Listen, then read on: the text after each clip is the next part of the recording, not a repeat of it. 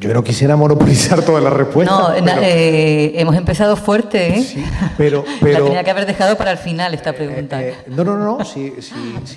Bueno, no puedo responder por Canarias Cultura en Red. De hecho, era la pregunta que me quedó para Luna. Es decir, me quedó para Luna la pregunta y no la formulé, que es ¿qué ha ocurrido con todo eso que nos ha contado aquí? Es decir, ¿dónde está eso aquí en el territorio? ¿Dónde está en el CAM? ¿Dónde está en la Regenta? ¿O dónde está en Gran Canaria? ¿O dónde está en cualquier otro lado? Pero ¿qué retorno ha tenido para Canarias o para la gente que vivimos aquí todo ese proyecto? Sí, bueno, de la primera parte, que es un poco descriptiva sobre los departamentos de TEA, ahí no voy a decir nada.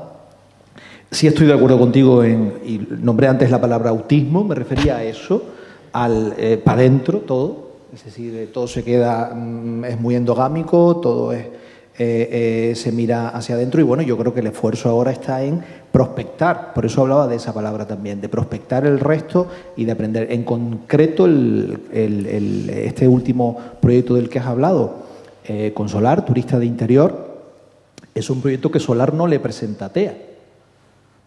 También hay que entender cuáles son las lógicas discursivas con el resto de los agentes. Solar no va a TEA a presentar este proyecto. Solar viene a Cultura a presentar el proyecto. Y el equipo me lo presenta a mí y soy yo el que digo, oye, quisiera que TEA esté incluido en este proyecto porque debe aprender TEA cuáles son esas dinámicas. Es decir, el proyecto es interesante para la isla, el proyecto es interesante para el sector artístico, pero es interesante también, desde mi visión en este caso, como en la parte que me corresponde de TEA, que TEA se incorpore a este proyecto y pueda aprender. Tú me hablabas de la metáfora en aquel momento de David y Goliat y dijo, cuidado, que para mí ustedes son el Goliat, aunque acabó mal, pero ustedes son el Goliat, es decir, son la parte fuerte, en cualquier caso, de la relación, en este caso, porque TEA no conoce esas formas de trabajo. Y por lo tanto Solar, que sí que las ha implementado y ha trabajado sobre ellas y tiene una experiencia, puede enseñar muchísimo a TEA en este sentido. Creo también que en ese proyecto TEA fracasó estrepitosamente. No supo dialogar y no supo entrar en dinámicas de trabajo conjunto con Solar.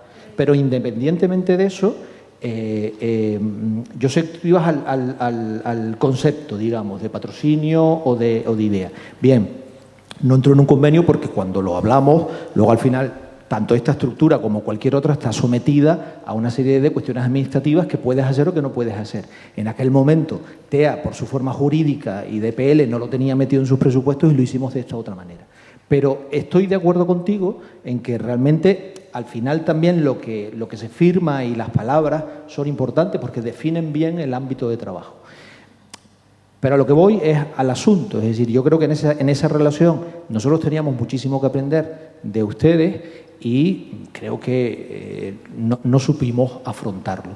Pero bueno, aún así, seguramente a futuro podremos ahondar más en esa relación y establecer ya una posibilidad que en el origen no estaba. Por eso planteaba que el hecho de que hubieran venido a Cultura y no a TEA, no como forma negativa, sino porque en su imaginario no estaba colaborar desde ese proyecto con TEA. Y eso es importante también que TEA lo conozca, porque eso la va a situar bien en el contexto en el que estamos. Y va a decir, oye, no están contando con nosotros para esto. Esto de tener uno solo está bien porque no nos interrumpimos, ¿no? No, pero yo no creo que haya fracasado. Es que no se puede fracasar si no existe, o sea, no había había un interlocutor, pero evidentemente alguien dentro de TEA que tiene unas funciones muy definidas, que tiene un trabajo ingente y que tiene 1000 cosas que hacer, obviamente no puede tampoco estar pendiente. El problema es precisamente que no, o sea, que a lo que me refería es que el programa de residencias tiene que ser parte de algo, una actividad dentro de algo que es una línea de trabajo. No solamente es una línea de residencias, ¿no? O sea, por eso es posible que se entrecrucen con otras líneas, ¿no? Pero tiene que haber esa línea de trabajo y tiene que haber una línea en la que haya un pensamiento de por qué queremos hacer esto, ¿Cuál es y luego ya vemos cuáles son las actividades, ¿no? Pero primero vamos a generar la línea y el lugar de pensamiento para eso, ¿no? En eso estamos hablando de las residencias, que es la actividad. No estamos hablando de la línea. La línea va primero y luego viene la actividad. En definición. Si debemos o no debemos hacer residencia. O sea, estamos en un estado incluso preliminar. No estamos definiendo ya cómo van a ser residencias, van a salir con el... No, pero es que incluso es anterior. O sea, yo planteo que es incluso anterior. O sea, yo digo que para hablar de si tenemos que hacer o no la residencia, primero deberíamos decir, ¿necesitamos una línea de acción que pueda contener a las residencias? No. Sí, que es anterior. Entonces, bueno, no quiero chupar micro. Hay otro micro para...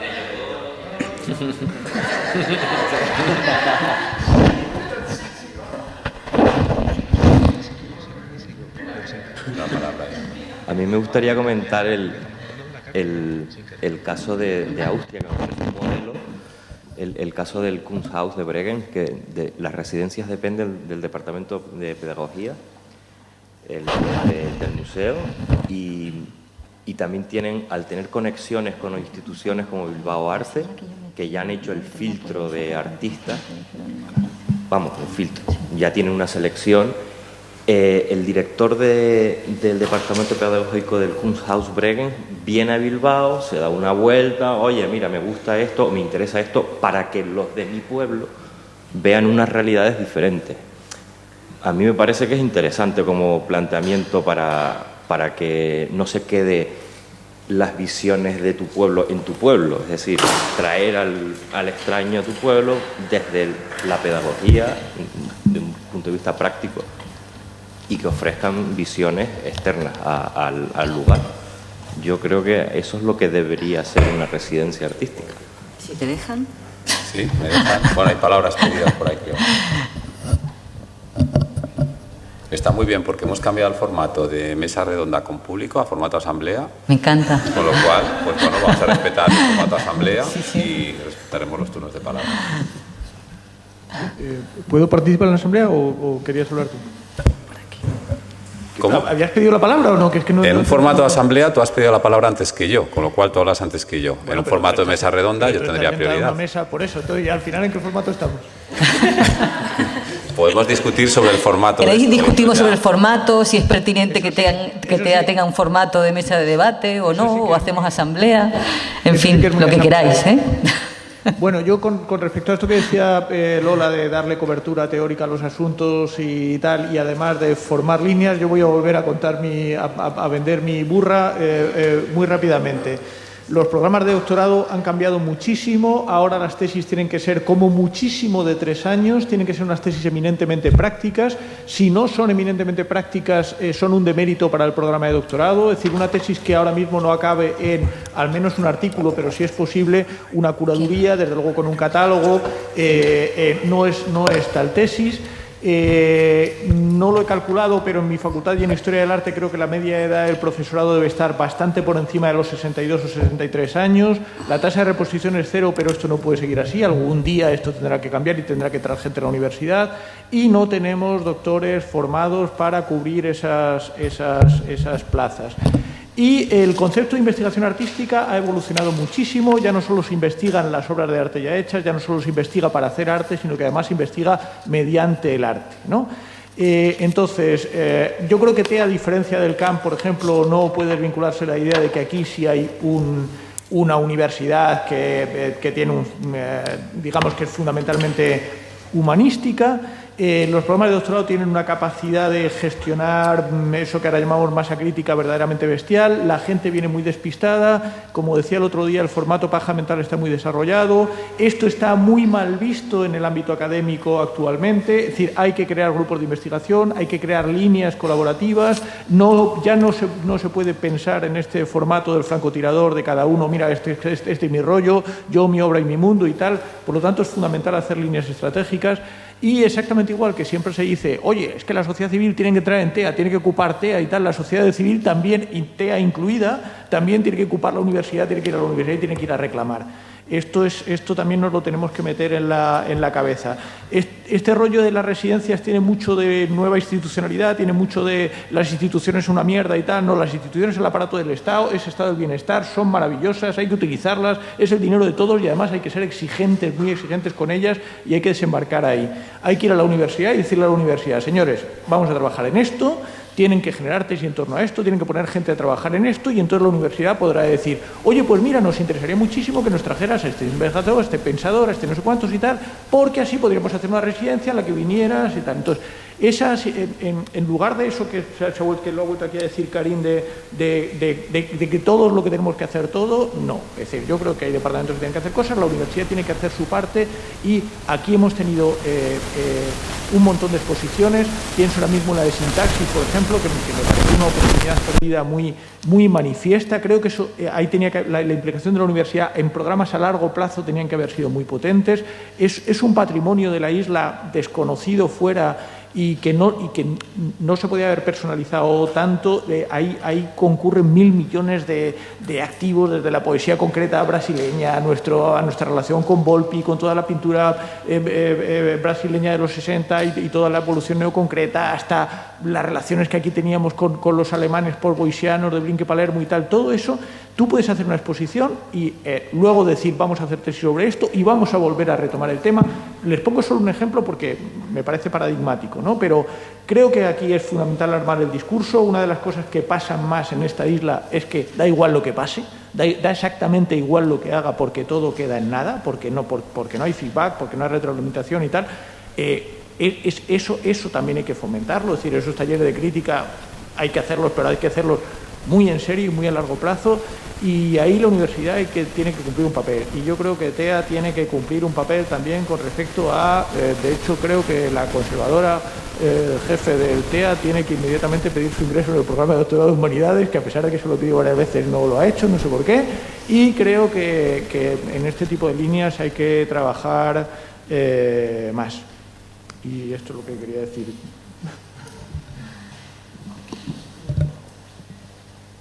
Yo, ¿no? Ahora. ¿Le toca a Javier o a quién? Creo que te tocaba a ti. Sí, pues yo un poco, ya conectándolo con lo que había aportado Ramón en relación a la universidad, y un caso que había mencionado antes, que era el del Reina Sofía. El Reina Sofía no se plantea desde el principio las residencias de investigación, y conectado también con tu primera pregunta, porque estás muy interesada en investigación, sino que las residencias de investigación en el Reina forman parte de un proceso natural que se construye a partir de la relación con la academia. Y esto os interesa, es decir, a partir de los acuerdos de colaboración, los convenios de colaboración con universidades para poder alojar másters dentro del propio museo. Un máster en historia y un máster en conservación. Y también con esa idea de solventar o superar la dicotomía identitaria que arrastraba el Reina al dividir el museo y el centro de arte. El centro de arte tiene la parte de actividades educativas, actividades públicas, con diferentes programas, con un equipo específico, etcétera, pero muy conectado con la parte de museo. Con lo cual, ahí el museo ha sabido trabajar desde fuera hacia adentro. Desde dentro hacia afuera serían otros ejemplos, como podría ser el Centro de Arte 2 de Mayo, con un programa que se llama Aquí trabaja un artista, que ya no se hace en universidades, sino que se hace en colegios de primaria y secundaria, o un proyecto que lo hace una entidad privada, pero que financia programas públicos, o sea, financia programas de instituciones públicas, como es la Fundación Santander, que se llama Levadura, que también trabaja con artistas en entornos educativos, o el propio programa Transforma, que el Reina plantea para que artistas en residencia generen talleres para usuarios del propio Reina, o en una residencia de Dinamarca, donde se planteaba una experiencia virtual de trabajo online entre dos artistas para ver qué tipo de resultados tenía. Entonces, un programa de mediación en un colegio es una residencia o no es una residencia.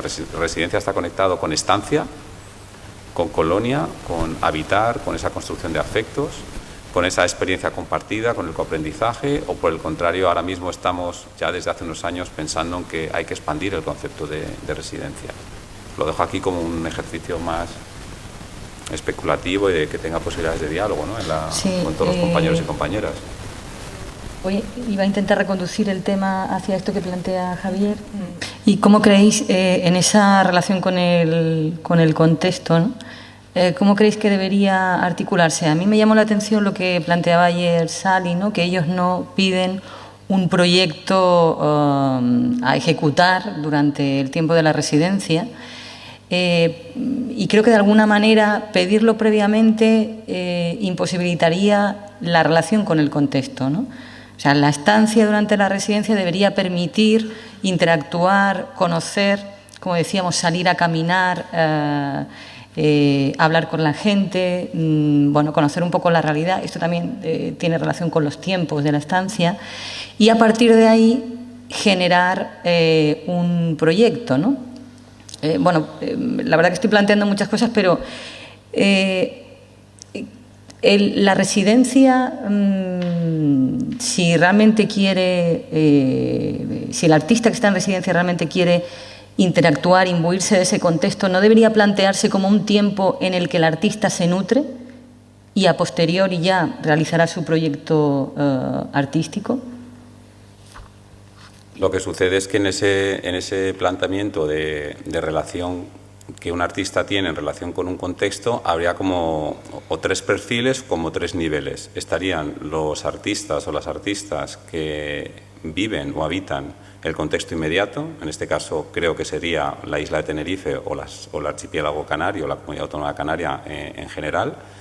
Luego hay uno segundo que aquí es muy peculiar y singular, es decir, que es toda la comunidad de expatriados. Utilizo la palabra expatriado, no la palabra migrante, es decir, que es como, aquí tenéis una suerte como de doble expatriación, es decir, normalmente en un país o en un estado los expatriados son los profesionales que están desplazados, deslocalizados, que trabajan, a veces por la precariedad, a veces por un encargo, por una relación afectiva, lo que sea, pero aquí tenéis como una suerte como de doble expatriación, es decir, hay gente que está en la península.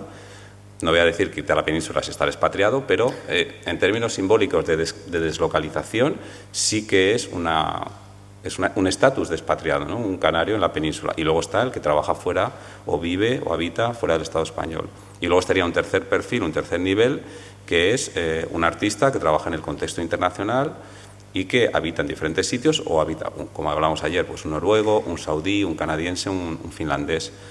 Creo que habría que pensar en esos tres perfiles y aquí lo hilo con lo que ha planteado Lola de Solar y lo que planteaste tú, Tony, ayer, que me pareció muy interesante. Es decir, para vosotros es muy importante pensar en los puertorriqueños que viven en el exterior por cuestiones históricas y aquí creo que eso es esencial.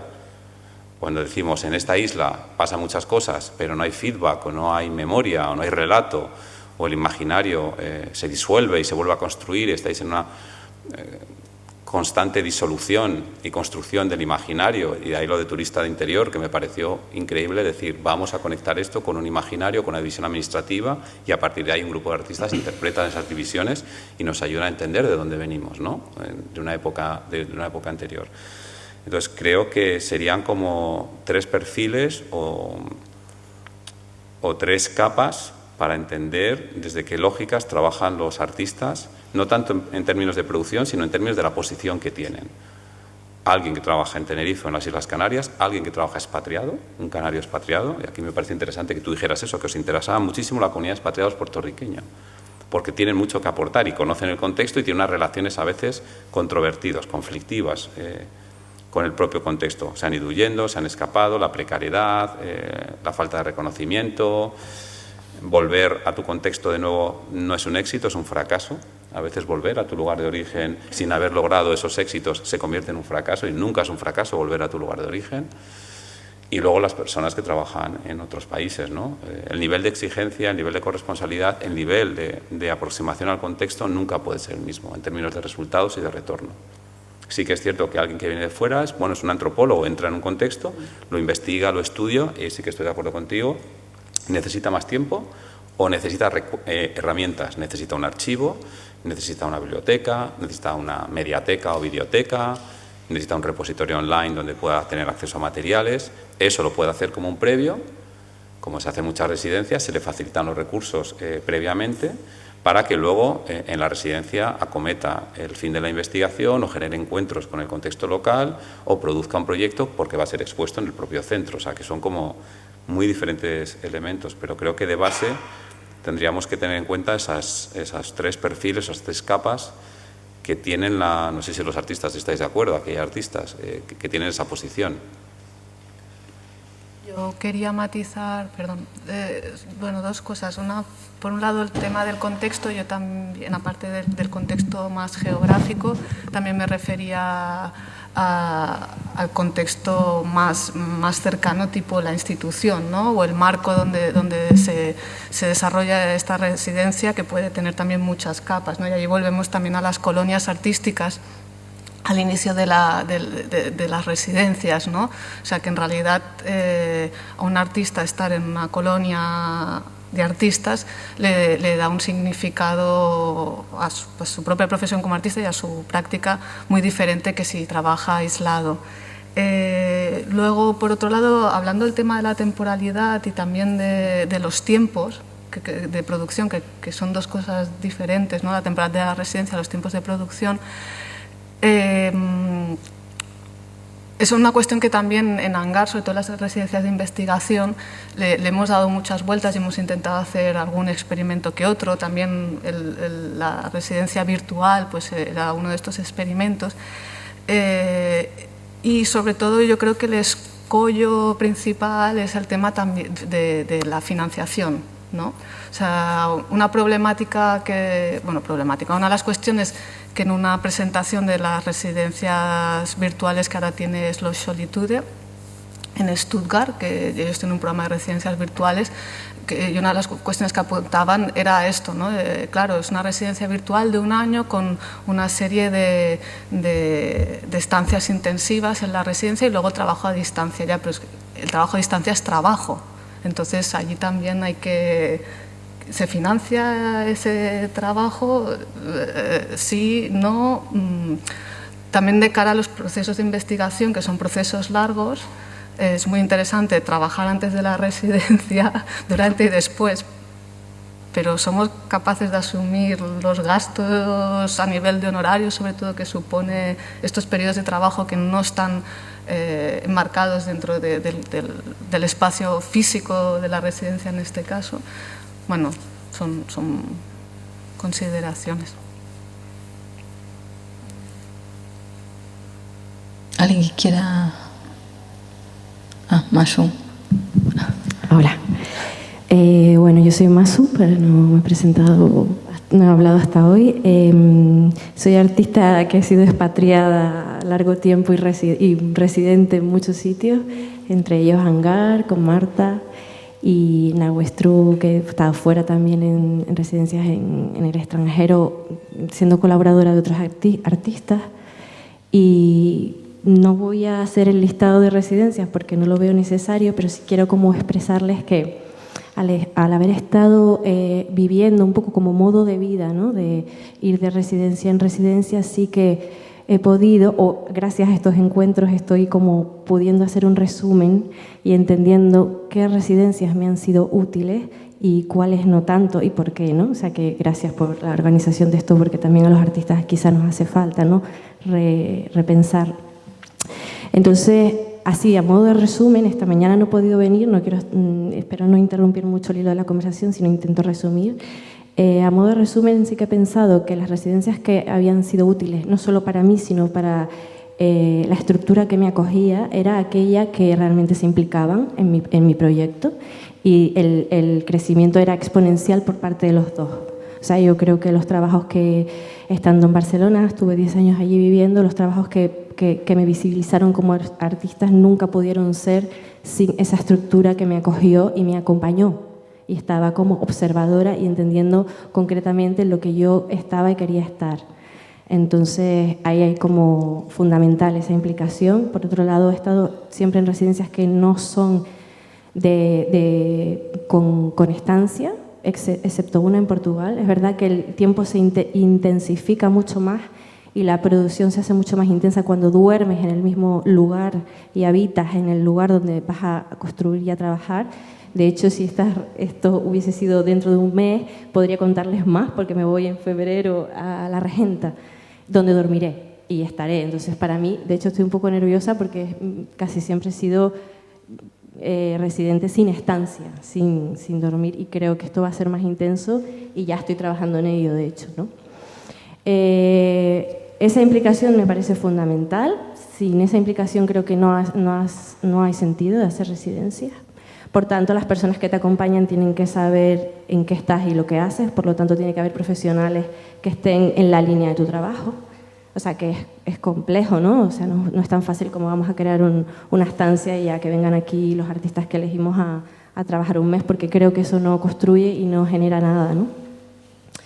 Y también los tiempos, ¿no? Es verdad que para mí residencia de 1 semana o 2 semanas pues me da para llegar al sitio y ya está. Y conocer a la gente que está trabajando en esa estructura.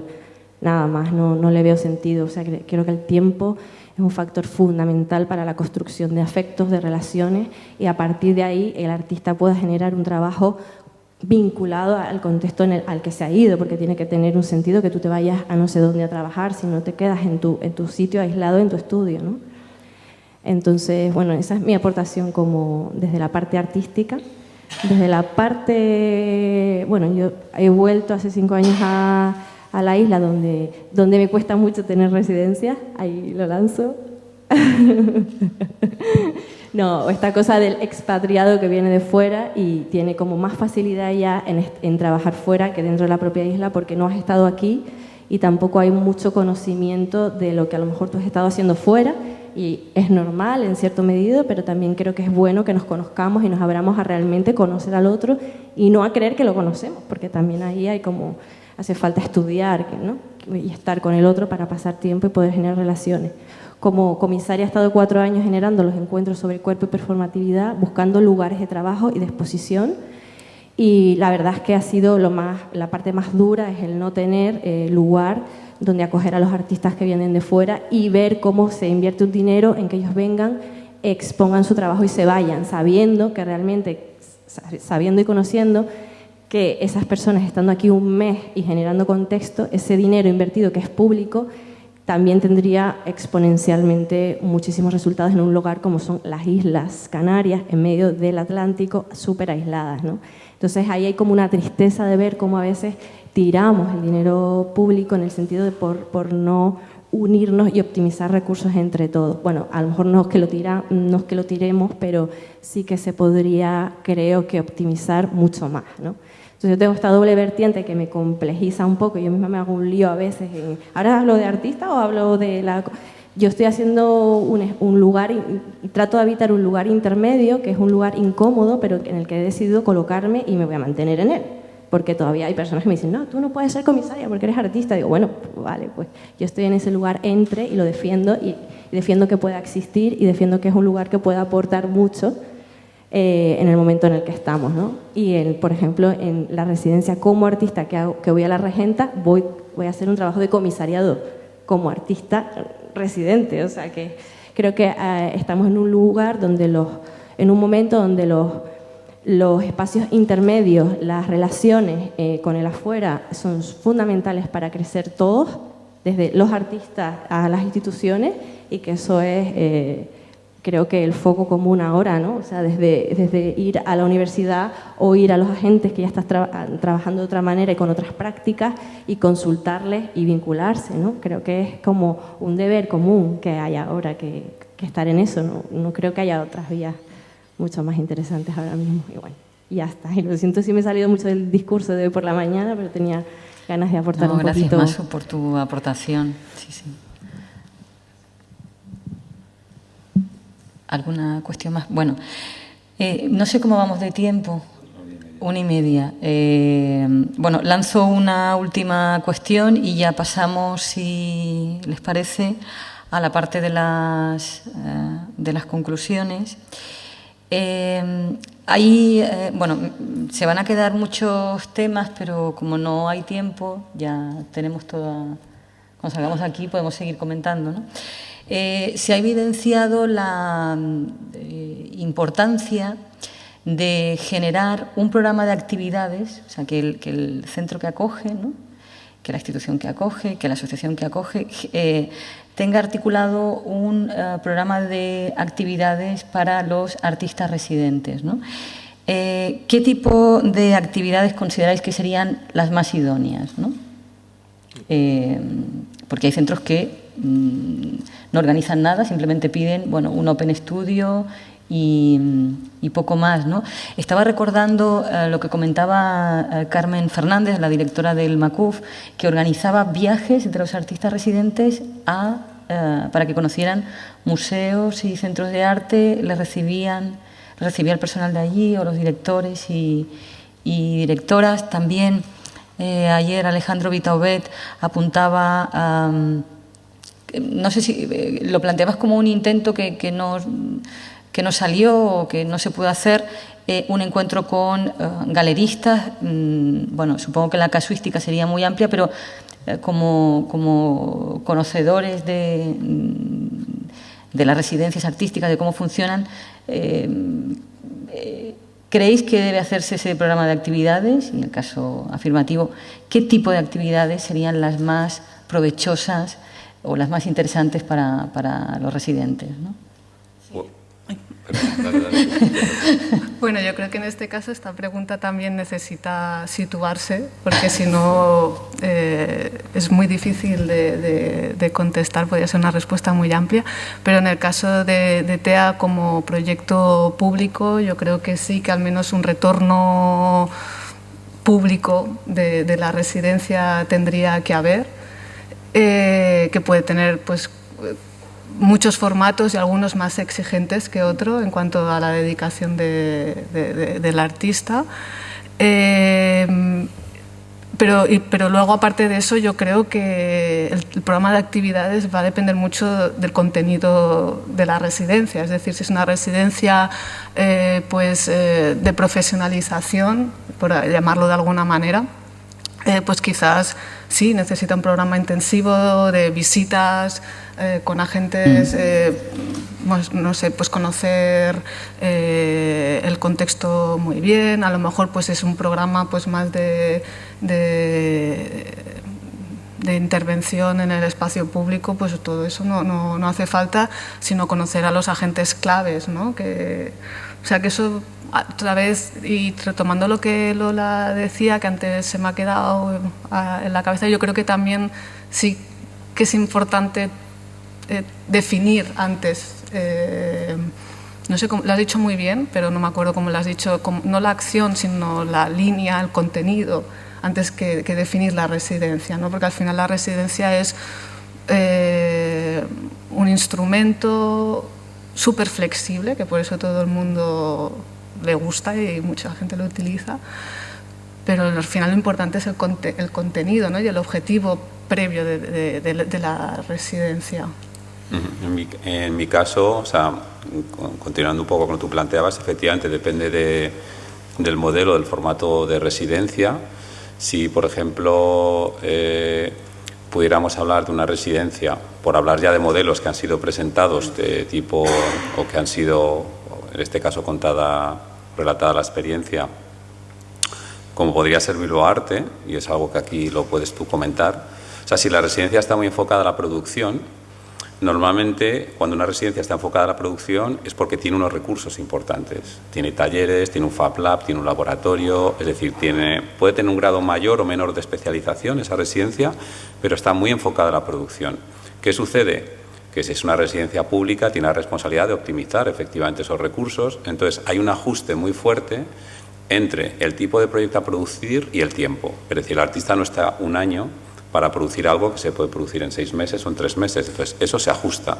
¿Qué sucede? Que se generan situaciones intensas y de estrés porque la producción es la producción, es lo matérico, es lo objetual, etc. En mi opinión, en una residencia típicamente orientada a producción, tiene que centrar sus esfuerzos en los elementos de producción, en los recursos, y tal vez pueda introducir elementos, que es algo que están pensando en Bilbao Arte, con la profesionalización, porque se puede hacer un pequeño taller, un estudio visit, se puede hacer una presentación de curadores o se puede alquilar un autobús y ir por los espacios alternativos de la ciudad y en un par de días eso se hace. pero introducir un programa de actividades más o menos intensivo en una residencia de producción genera un nivel de estrés a los residentes petarían. Sin embargo, una residencia más orientada a la formación, por ejemplo, a la investigación, sí te va a permitir que puedas generar un programa intensivo, ¿no? Como es, pienso en HISC, que creo que la mencioné en mi presentación. Entonces, creo que está muy conectado con el modelo. Y luego también hay un elemento, que tú lo planteabas, es el retorno, efectivamente. Tú puedes hacer actividades vinculadas a, actividades vinculadas a formar, inspirar, estimular, dar recursos a los residentes, a los artistas en residencia, pero hay que pensar también en el retorno, es decir, que si ese retorno es la producción de la obra que se expone en el centro, es el relato de la experiencia a través de una publicación, a través de un seminario, a través de una clase en la universidad, a través de un encuentro con artistas, a través de cualquier otro. O el retorno es algo como mucho más, no sé, relacional, que expande a esa idea de academia, a esa idea de sector profesional, de tejido alternativo, sino que se conecta con la ciudadanía, como en el caso de A Tres Patios en Medellín, donde hay una clara vocación no de trabajar con la academia, no de trabajar con el sector profesional o con el tejido artístico de esa ciudad, tenga la dimensión que tenga, sino que hay una vocación de trabajar directamente con comunidades de ciudadanos en los barrios, en los distritos, etcétera.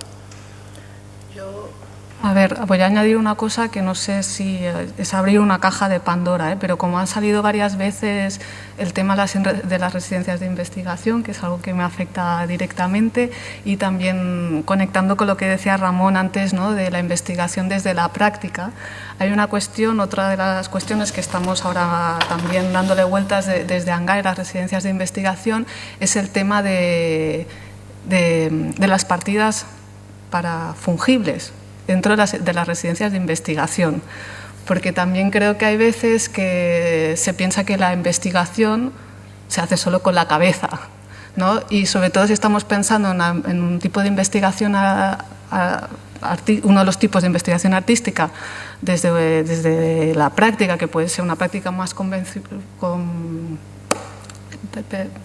Esto es el domingo. Una práctica conceptual y otra más matérica, para quedarnos en esta división que a mí realmente pues a veces me incomoda que se divida de esta manera. Pues bueno, creo que se tendría que también tener en cuenta esto, ¿no?, de que la investigación también puede necesitar de un presupuesto para gastar a nivel de producción, por así decirlo. Por otro lado, también tengo que decir que este año coincidió que estaba en Bilbao durante las puertas abiertas de Bilbao Arte, que era un centro que yo había visitado por primera vez el último año del antiguo director, pero no había visto realmente los resultados de la residencia nunca en vivo, y me sorprendió que, claro, realmente, o sea, se veía que allí que había dinero de producción, o sea, las obras eran súper finalistas, sí, todas, ¿no? Y no por eso eran más o menos interesantes, ¿no? Entonces, yo me preguntaba si el hecho de tener un dinero que gastar en producción, aunque estés haciendo investigación, fuerza al artista a producir algo sí o sí, ¿no? O sea, que eso también nos pasa en las residencias de investigación comisarial en ANGAR que tenemos, que ayer no me dio tiempo de explicarlas, que duran un mes y un comisario seleccionado por convocatoria pública viene a trabajar durante este mes con artistas residentes en ANGAR que él ha seleccionado, ¿no? Y siempre hay una partida de producción para esa residencia de investigación, que en principio es de investigación y además el resultado no puede ser expositivo, bla, bla, bla, pero bueno, ves que, claro, el poco dinero que hay, pues un artista quiere probar y quiere producir, y cuanto más acabado esté, pues quizá incluso mejor, ¿no? O sea, que... Bueno, no sé si me he ido, pero que a veces veo que también hay un desajuste entre el interés de la institución, que se tiene desde la institución sobre apoyar ciertos tipos de prácticas o procesos artísticos, y luego hay un desencaje no tanto con los intereses de los artistas como artistas, sino de la realidad que viven los artistas, ¿no?, fuera. Que es muy interesante experimentar y, bueno, si necesito producir bien y si no también, pero entonces la realidad es que realmente tienes muy pocas oportunidades de producir. Entonces, si tienes un dinero con el que puedes producir algo, vas a producir, no vas a experimentar. Bueno. Sí, yo creo que aquí tú has centrado un debate muy importante que tiene que ver con la investigación, y es que normalmente la investigación ni es reconocida ni es pagada, salvo que la beca o la residencia esté orientada a la investigación. Porque cuando un artista entra en una residencia típicamente de producción, la investigación viene ya hecha. Es decir, por esas lógicas, esas dinámicas que planteaba y que el propio centro plantea. Hay algunas becas que específicamente por su duración o por los recursos que plantean o por cómo están pensadas de origen, pienso en las de la Academia España en Roma, ahí sí que hay una investigación y ahí conocéis que desde hace 2 años las nuevas promociones de residentes cuentan con un presupuesto para producir. Antes estaban durante 9 meses, entre 3 y 9 meses, recibían unos honorarios de 1.200 euros al mes para vivir en Roma, y la única obligación que tenían era producir una pieza que se dejaba no en depósito, sino que se cedía a la propia colección de la Academia desde hace 2 años. Siguen manteniendo esos honorarios, todos los derechos de alojamiento en la propia Academia, pero hasta un máximo de 18.000 euros para producir un proyecto. Y esto ha cambiado en el sentido que tú planteas, esa tensión entre la investigación y la producción. ¿Por qué? Porque hay muy pocos espacios, muy pocos lugares para producir de verdad, a una escala, a una definición, a una, no voy a decir perfección, pero similar a la que tenéis en Hangar o en Bilbao Arte. Es decir, que en el caso de Roma es una residencia típicamente de investigación, donde los recursos son el patrimonio de la propia Academia, un archivo histórico y una biblioteca. Pero ahora te ves obligado a producir un proyecto que gestionas tú con un comisario mediador, con proveedores que están distribuidos por toda la ciudad, de materiales, de oficios, de servicios, etcétera, etcétera. Es como llevar a cabo un proyecto de manera integral.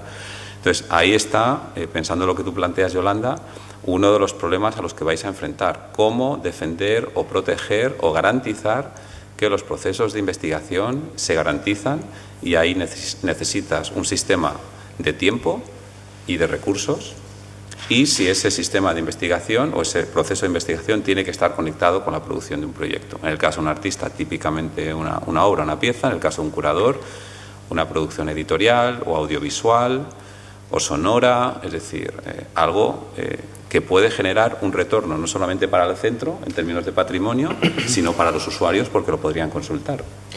Entonces, ese es otro temazo también a discutir, en mi opinión. La formación ya es otra cosa, porque la formación yo creo que está más conectada con la vocación que el TEA pueda tener de servicio público. Es decir, los residentes generan de manera sistemática conferencias, talleres, encuentros, y de ahí se nutren el propio tejido alternativo, la academia, es decir, como en el sistema del Reina. ¿Por qué no un profesor de máster de la Universidad de La Laguna o un profesor de grado de la Universidad de La Laguna no puede dar una clase en el TEA una vez al mes con sus alumnos sobre un tema específico, en la que esa clase el profesor no la da como profesor, sino que el profesor es un facilitador, un mediador, porque realmente quien va a hablar en esa clase o quien va a compartir experiencias en esa clase es un residente en TEA. Ya estás generando un sistema de contaminación, de posibilidades, es decir, transfieres una clase aquí y a ver qué sucede en esa clase, y esos alumnos, que algunos de ellos me contaban que igual nunca han venido al TEA, sobre todo los de los primeros cursos, ¿no? Es decir, que no han tenido esa curiosidad. No sé, depende mucho del modelo, el formato, como hemos planteado antes, y vuestras estrategias y objetivos, pero proteger la investigación yo creo que es algo interesante. Ella tiene que tener el derecho de decir, oye, que te voy a mandar un tipo allí y quiero que le des un despacho y además quiero que le des acceso a la biblioteca, pero no solo eso, quiero que le des acceso a mi clase donde yo tengo 50 alumnos para decirle que tampoco se trata de utilizar a los alumnos de asistentes, Pero, por entendernos, sí. Quiero decir, plantea aquí un taller, trabaja con este colectivo, plantea algo, vente a los propios talleres de la facultad, y el retorno, coño, para nosotros el retorno es que tenemos un artista ahí trabajando y que le estamos viendo trabajar en directo y tal, y además, si no te importa y me avisas con 8 meses de antelación sobre qué está trabajando el artista, tal, sobre este tema. A mí no me importa organizar allí 4 clases y 3 seminarios y de alguna forma tener entrenados a mis alumnos para trabajar. Es decir, claro, esto genéricamente se lo planteas al 80%, al 96% de mis compañeros y te van a mandar a freír un espacio. Pero bueno, a ver cómo se negocia. Pero yo desde luego no. O sea, yo tengo un montón de alumnos, estaría encantado con que viniera alguien a trabajar allí. Tenemos muchos alumnos, muchos potenciales asistentes, muchos potenciales interlocutores, muchas máquinas, muchos cacharros, muchas radiales, muchas cosas que pegan y que cortan y muchos libros, ¿no? Entonces, yo creo que eso hay que usarlo, ¿no? Bueno, si os parece, como vamos ya para acabar a las 2:30 en punto, que es lo que estamos... Tony quiere decir. Perdona, Tony. Bueno, es que no sé si sea explosivo, pero ahora vamos a... Dale.